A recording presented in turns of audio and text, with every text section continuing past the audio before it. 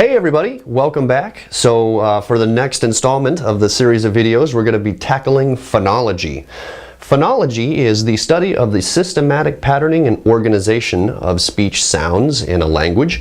We're not going to be talking about everything in phonology, obviously that would be too long for this video, but we are going to focus in on one of the trickier concepts. What's the difference between a phoneme and an allophone? In my experience as a student and as a teacher of introductory linguistics, these are maybe the trickiest concepts in this course because we're taking an abstract thing, language, and making it even more abstract. But it really is important to understand the difference between these two concepts because it will be important for understanding things in morphology and syntax and beyond.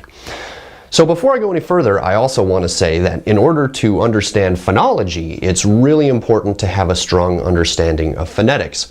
So a lot of the things we covered in the previous video on how linguists describe consonant and vowel sounds, how to navigate the International Phonetic Alphabet and the IPA chart, to start to get some confidence in performing broad phonetic transcription.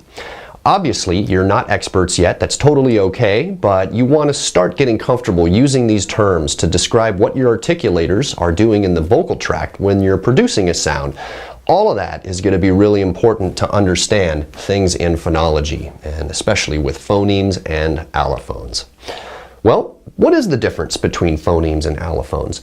Let's start with the concept of a phoneme. So, a phoneme is a mental, abstract representation of a speech sound. I know, sounds complicated. We'll get there in a moment. So when linguists are talking about phonemes, we always put the phoneme itself in between slashes. That basically says this is a mental category. It is only a psychological reality. So whenever we're, as human beings, using language, we're never producing phonemes. It only exists in our minds. When we're actually speaking, though, that's when we use allophones. An allophone is the phonetic realization of a phoneme.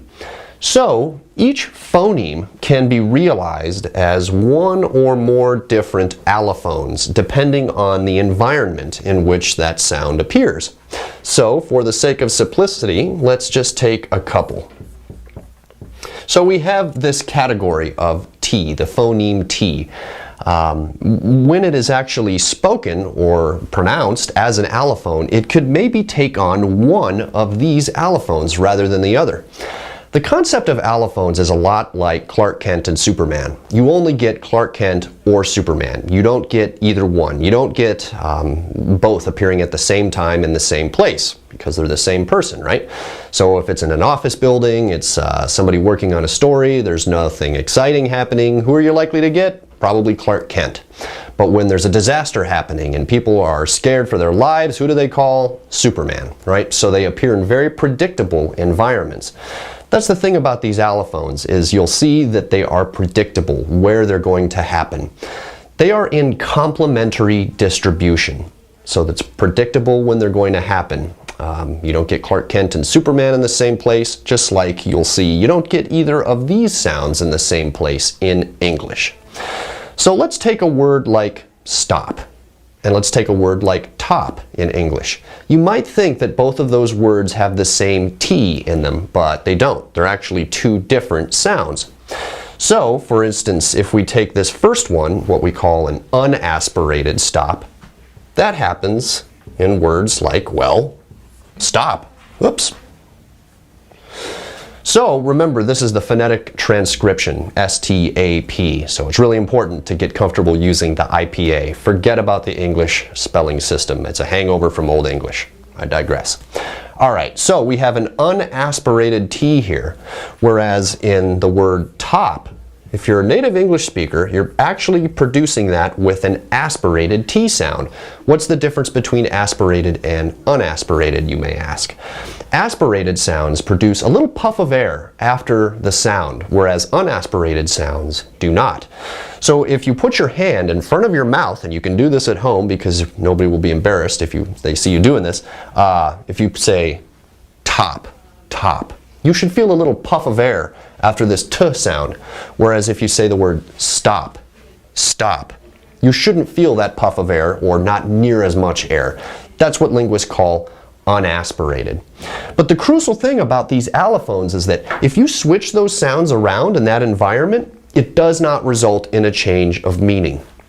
So we have this particular environment here in English, and I'll put the blank to signify there's a lot of different sounds you could put in there. So you could put an aspirated sound, an aspirated T, which is represented with the superscript H, or an unaspirated T. Either one of those, it doesn't result in a change of meaning.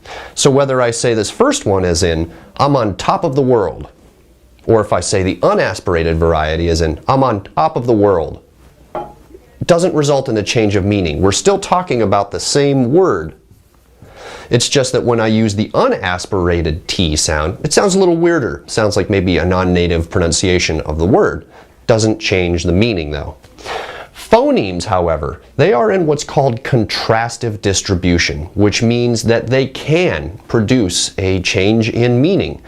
So you might remember back in the design features video and in your readings in class, we talked about the design feature of discreteness, how language is built on a finite number of consonant and vowel sounds, and how each of those sounds individually is meaningless, but when they combine with other sounds, that's when they take on meaning. So again, each of these sounds, meaningless. But when you combine them with other sounds, now we're talking about top, the apex, or what have you. So how do you know then, if you're looking at two sounds in a language and you're wondering, well, are these allophones of the same phoneme or are they two different phonemes?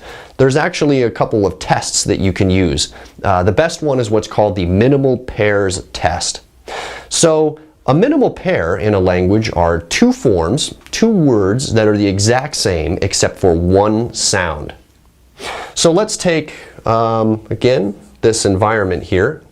And then at the beginning, well, we could have t, like top.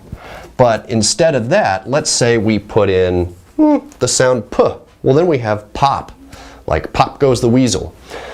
So this is basically telling you that because you switch the sounds p and t, and it results in a change of meaning, top versus pop, those are two different words with two different meanings.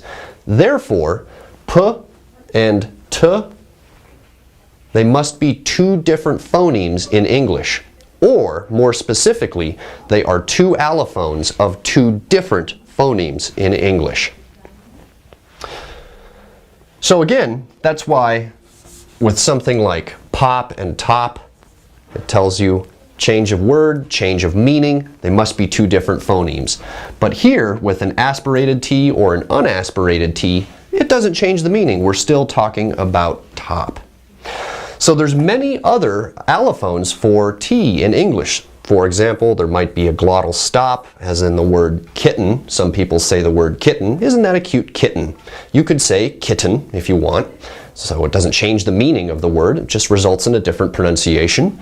You could maybe have a tap or a flap in there, like in the word butter. You could say butter if you want. Maybe sounds like a more British pronunciation. It doesn't change the meaning though. Or you could even have what linguists refer to as an unreleased stop. And this very often happens in an utterance final position, like, hey, where did you get that cat?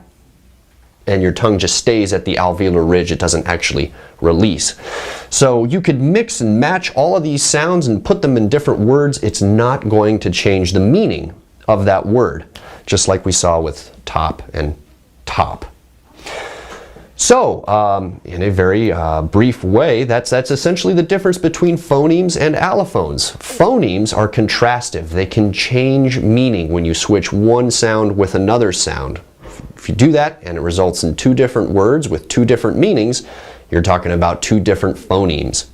And if, like in this word, top, you switch the sounds around, but it doesn't result in a change of meaning, maybe just a different pronunciation, that tells you that those sounds in question are allophones of the same phoneme. So, that in a nutshell is the difference between phonemes and allophones. Again, if you can get through this part of phonology, then you've probably got through one of the trickier parts of the class. Hang in there. Let us know if you have any questions. I hope you enjoyed this video. Thanks.